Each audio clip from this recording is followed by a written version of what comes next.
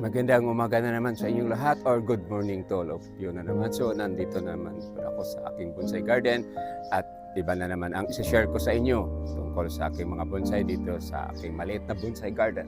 So ang ipapakita ko sa inyo before ako kumukuha dito ng isang bonsai nga tatrabahoin ko ngayon, ay ipapakita ko sa inyo is yung mga iba kong bonsai na almost malapit na mamatay or namatay na nga.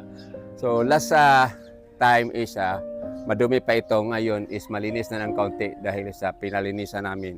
Nagpatulong, yung sinasabi ko, nagpatulong kami sa mga kaparintihan namin. So tignan natin, pakita ko sa inyo yung bonsai ko nga malapit na or baka namatay na yan. So ito yung bonsai nga sinasabi ko sa inyo na malapit na mamatay or namatay na rin. So tignan ninyo compared to the other one is that is sampalok, and ito din siya isa sampalok. So nangawala ng dahon, so try ko lang ma-work ito. Baka kailangan na itong tanggalan ng ugat o iripat, tapos alutan. Then yung mga tumutulong sa akin sa paglinis dito, ang ginawa ko yung mga stock ito mga bonsai materials, pinaupaw ko na lang. So that is yellow bell, then we have red ficus na dyan. So may isa pa akong red ficus dito. Yan ang itsura. Nagdahon din, wala ni dahon diya. So hopefully mabuhay pa niya siya. Then punta naman tayo doon sa yung isang sampalok ko na. So dito yung isa kong sampalok. So na hindi na diligan ng 2 araw. So yun ang nangyari. So dito sa bandang area na ito, kasi malapit sa garipo namin yung sa supply ng tubig, wala masyadong disgrasya or matay na mga bonsai materials dito. May nakita akong itlog. So dito pala nang itlog yung wild chicken na palaboy-laboy dito sa aming bahay. Try ko kunin yung camera tapos saan kaya ako dadaan dito.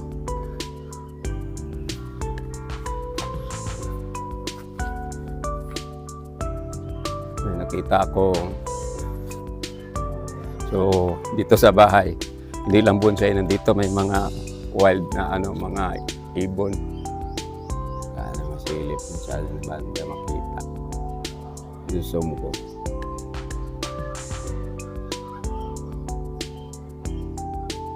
So may mga itlog. Yan. So natin.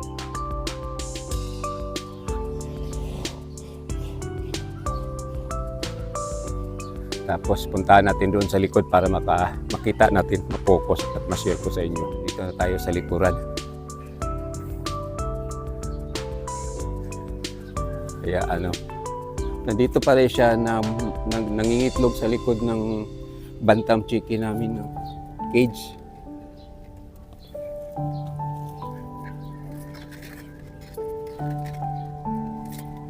So yan. Claro.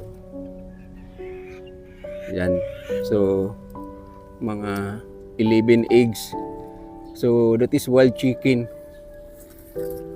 So that malaki siya ng kaunti compared to our bantam egg. So kasi mix na siguro yan.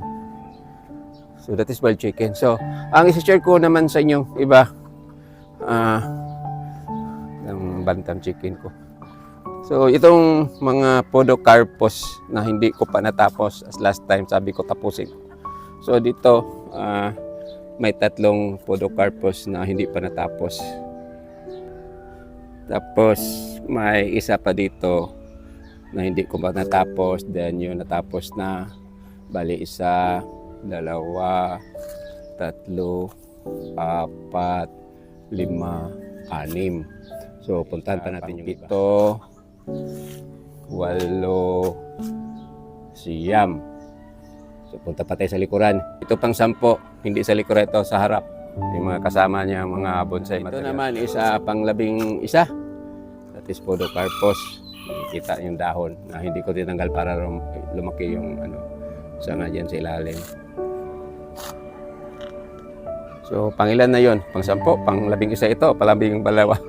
Malimutin ako. So, ito, pang Apodocarpus. Ito ang natrabaho ko for last time na may naglilinis dito sa bahay. Hindi ko lang nabidyuhan. So, may ito pa, bonsai materials kong namatay. Yan. Ito, pukinti, almost na po namatay. So, dito sa bandang saan ito, harapan ng bahay, walang problema ito.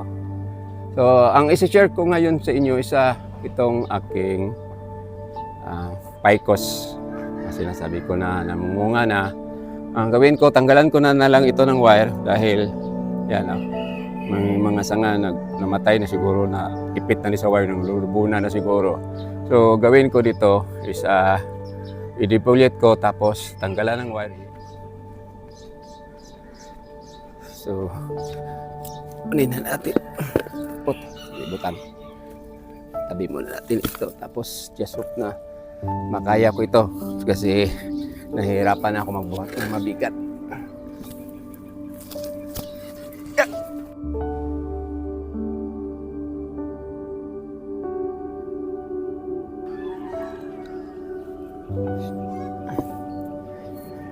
So ito na ang bonsai materials ko. As sinabi ko na may namatay dito ng sanga. Tapos nalulubunan yung wire. So tanggalin ko na lang ito tapos hindi ko na ito balikan ng wire. Trim na lang anyway. This is only for kulit. Simula na ako tanggal ng dahon. Para matanggalan ko ito ng wire. Ito, hindi ko sana ito tanggalan lahat ng dahon. Kung hindi ko tanggalan, ang problema, mahirapan ako sa pagtanggal ng wire. So, wala na akong choice. So, ang gawin ko is to take off the, maka-in-English pala matagahat, to take off all the leaves.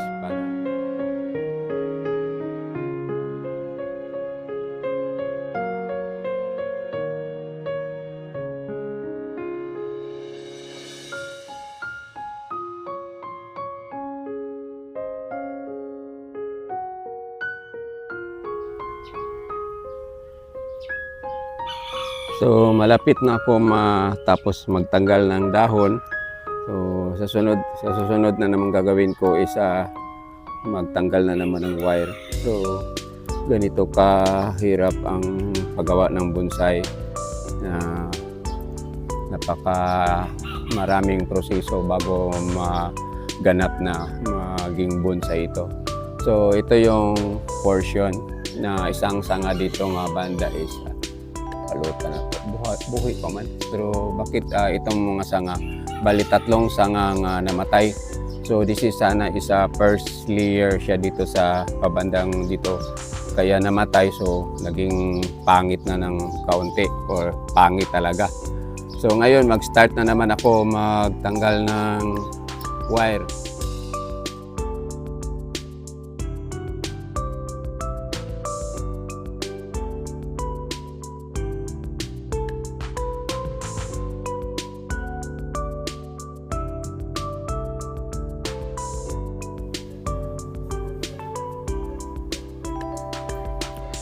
So malapit na ako magtapos magtanggal ng wire.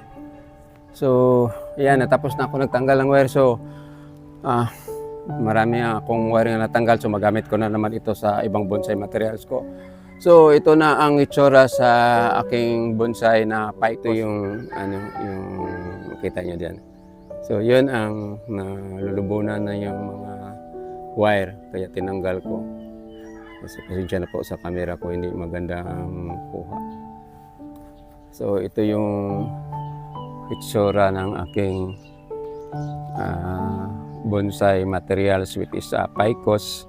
So para sa akin, mas maganda siyang tignan kung walang dahon. Kasi pag magdahon, magdagko ng dahon, manang dili siya ngayon lantawon.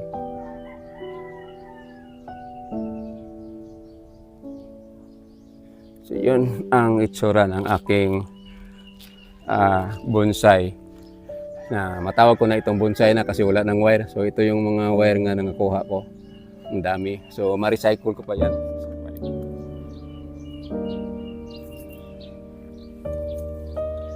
So ito, yung sabi ko na namatay, putulin ko na lang ito, wala na.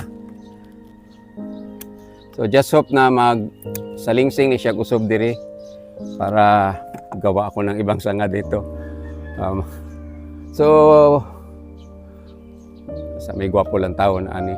So for this nona or mag-alauna na siguro sa hapon. So itok ni ilang oras na, mga 8 o'clock ako nag-start. So mag-alauna na. So tagal-tagal na natapos.